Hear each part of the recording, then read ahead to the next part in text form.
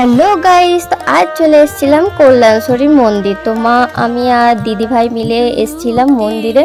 তো সেদিন ছিল মঙ্গলবার, তো এখান থেকে পুজো নিয়ে নিলাম।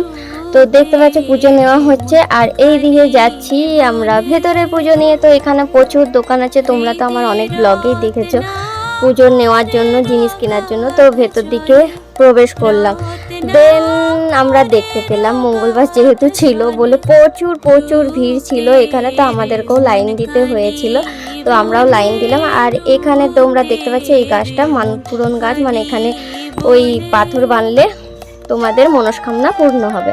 তো চলো, ফাইনালি মন্দিরের গেটের সামনে চলে এসেছি, ভেতরেও প্রবেশ করে গেলাম। তো এইখানে হলো, এটা হচ্ছে পেছন সাইড যেখানে মা শাক্কা পড়েছিল বলা হয়। তো এখানে বর্ষাকালের জন্য একটু বেশি জল ছিল। তো তারপর এখান থেকে বেরিয়ে আমরা খেয়ে দিয়ে বাড়ি চলে এলাম। তো বাই বাই।